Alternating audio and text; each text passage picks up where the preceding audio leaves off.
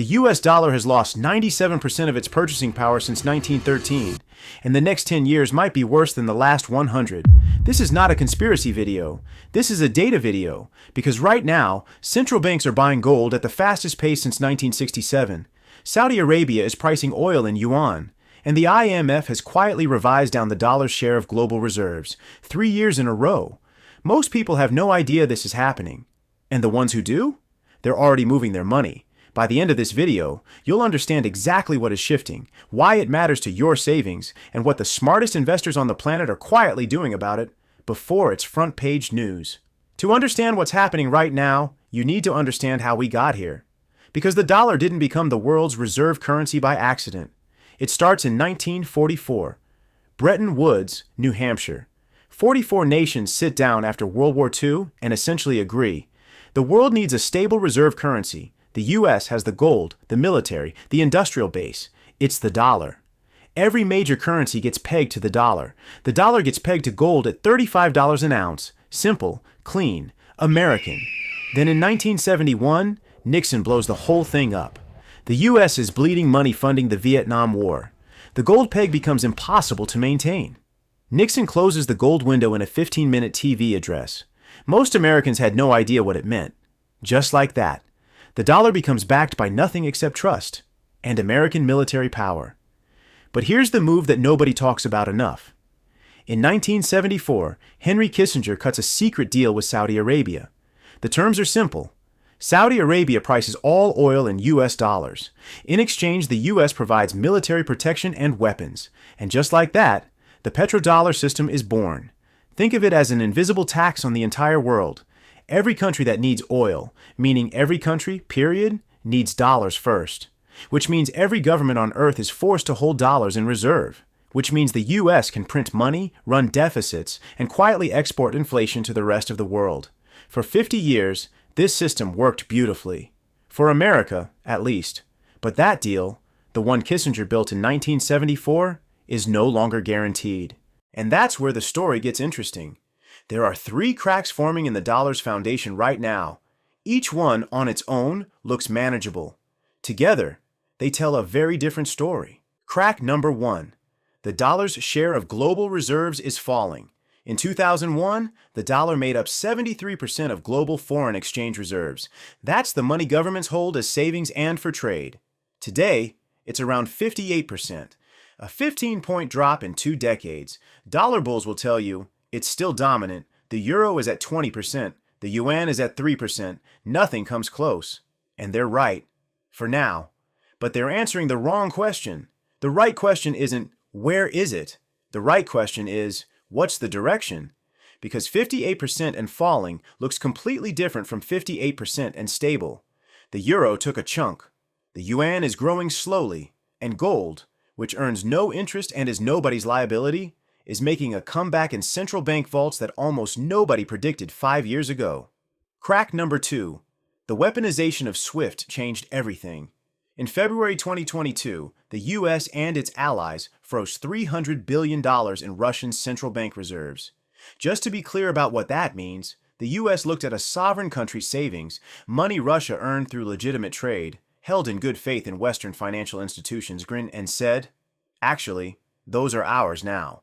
The message that landed in Beijing, Riyadh, New Delhi, and every capital outside the NATO alliance was unmistakable. Dollar reserves can be seized. They are not safe. Since that moment, central banks across the global south have massively accelerated gold purchases. The People's Bank of China has been buying every single month without exception. India, Poland, Singapore, all adding gold to their reserves. They're not doing this because gold is fashionable. They're doing it because they watched what happened to Russia, and they did the math. Crack number 3. BRICS is building a road around the dollar. BRICS, originally Brazil, Russia, India, China, South Africa, just expanded to include Saudi Arabia, the UAE, Iran, Egypt, and Ethiopia. That's a bloc representing roughly 45% of the world's population and 35% of global GDP. Are they replacing the dollar tomorrow? No. But are they actively building payment systems, direct trade deals in local currencies, and financial frameworks that deliberately route around the dollar? Yes. Absolutely, yes. China and Brazil are now settling trade directly in yuan and Brazilian reais. No dollars involved. India and Russia are trading in rupees. Saudi Arabia has publicly stated it is open to accepting non-dollar currencies for oil. The Kissinger deal of 1974 is fraying at the edges.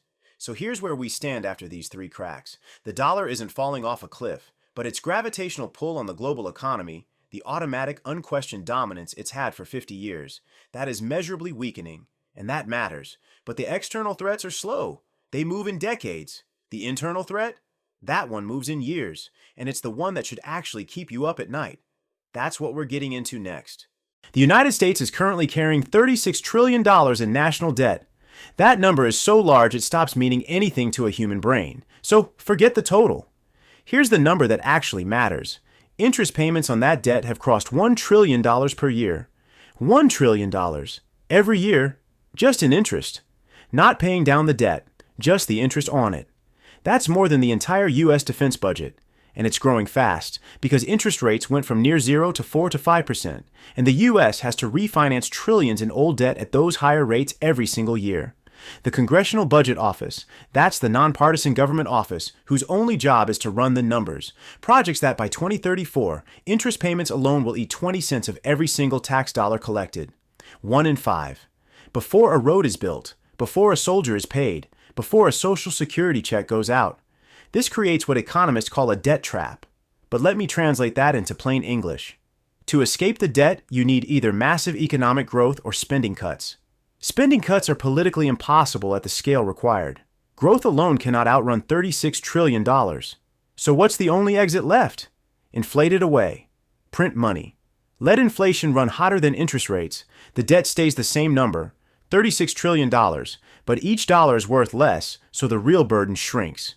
This isn't a theory I invented. It's not a conspiracy. It's what every overstretched empire in history has done.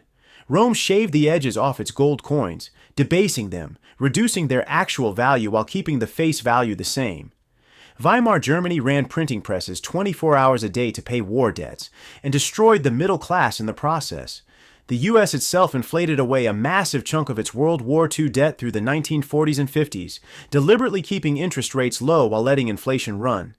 The playbook is ancient. The actors change. The math never does. Now, you've seen the external cracks. You've seen the internal debt bomb. So the obvious question is, what are the people who actually manage serious money doing about it? That's section 4. And the answers might surprise you. I'm not talking about Reddit. I'm not talking about Twitter influencers telling you to buy gold coins. I'm talking about the people managing $50 billion, $100 billion, $500 billion portfolios. Here's what they're actually doing. And why. Gold. Central banks bought over 1,000 tons of gold in both 2022 and 2023, the highest level since 1967. That's not retail investors panic buying. That's governments making a strategic decision. Ray Dalio, founder of Bridgewater Associates, the world's largest hedge fund, has been publicly warning about dollar debasement for years. Gold is a core holding in his portfolio framework. Stan Druckenmiller, Paul Tudor Jones, Jeffrey Gundlach, 3 of the most respected macro investors alive. All on record with the same view: the U.S. fiscal trajectory is unsustainable and hard assets are the insurance policy. This is not fringe thinking. This is now the mainstream view at the highest levels of institutional finance. Bitcoin. More controversial, but the institutional signal is impossible to ignore now. BlackRock, Fidelity, and 10 other major asset managers run Bitcoin ETFs, exchange-traded funds, meaning you can buy Bitcoin exposure like you'd buy a stock, all approved by the SEC. BlackRock's Bitcoin ETF crossed $20 billion in assets in its first year. That's the fastest asset accumulation of any ETF in history. The logic is simple. Bitcoin has a fixed supply of 21 million coins, hard-coded, unchangeable. No central bank can print more. No government can seize it without your private key. For an investor specifically worried about governments printing their way out of debt, it's a mathematically direct hedge. You don't have to believe in it, but you do have to acknowledge the capital flow. And it's accelerating. International diversification. The quietest move, and possibly the most important for regular investors. Large institutional portfolios are steadily increasing allocations to non-dollar assets. European stocks, emerging market bonds, commodities priced in multiple currencies, real assets, farmland, infrastructure, energy. that hold value regardless of what any single currency does. The goal isn't to abandon the dollar, it's to stop betting everything on it. The kind of concentrated dollar risk that felt completely safe, until Russia watched $300 billion disappear in 48 hours. Okay? Let's bring this all the way down to ground level. You are not a central bank. You don't manage a hedge fund. So what does any of this actually mean for you, practically, specifically, today? 3 things. First, inflation is a permanent feature, not a temporary bug. The Federal Reserve will tell you inflation is under control. CPI did come down from its 2022 peak. But the underlying forces driving inflation, debt monetization, that's printing money to pay government bills, supply chain fragmentation, and the enormous costs of the energy transition, those haven't been solved. They've just paused. Every year you hold cash in a savings account that pays less than real inflation, you are losing purchasing power. Silently. Automatically. That is not a theory. That is arithmetic. Second, safe dollar assets are only safe in nominal terms, meaning the number stays the same, but what it buys keeps shrinking. U.S. Treasury bonds, government IOUs, are backed by the full faith and credit of the U.S. government. That sounds reassuring, but if that same government inflates away its debt, full faith and credit just means full faith in a currency that purchases less every single year. Real return is what matters. That's your return after inflation is taken out. Not nominal return, which is just the raw number before adjusting for inflation. A savings account paying 4% while inflation runs at 5% is losing ground. Most people never do this math. Third, diversification is a word, not a strategy. Everyone says diversify. Almost nobody actually does it in a way that protects against currency risk. Owning 10 U.S. stocks instead of 1 is not diversification from dollar risk. You're still completely concentrated in one currency. Real diversification means some hard assets like gold or real estate, some international exposure in non-dollar markets, some inflation-linked instruments. Those are investments specifically designed to rise when inflation rises, like Treasury inflation-protected securities or TIPS, all sized appropriately to your age, income, and risk tolerance. This is not investment advice. This is a framework. Work with a fee-only financial advisor. That's an advisor who charges you a flat fee instead of earning commissions on what they sell you. Do the actual work. Here's the bottom line. The dollar is not collapsing tomorrow. Anyone telling you that is selling something. It's probably gold coins at a 40% premium. But the slow structural erosion of dollar dominance is real. It's in the IMF data. It's in the CBO projections. It's in the gold reserves of central banks that used to trust dollars unconditionally. The cracks are not predictions, they're measurements. And underneath it all, a $36 trillion debt burden that the U.S. government has no realistic path to repay, except the one that has always worked throughout history: print, inflate, devalue. The question has never been, will it happen? The question is always, will you be positioned before it's obvious or after? Because by the time this is on the front page of every newspaper, by the time your family is talking about it at Thanksgiving, the trade is already over. The people who acted early already moved. Don't treat the dollar like it's a law of nature. It's not. It's a choice the world makes every single day. And quietly, slowly, deliberately, the world is starting to consider its other options. One last thing. I want to know what you think. Where will the dollar be in 10 years? Comment below. I read every single one. See you in the next one.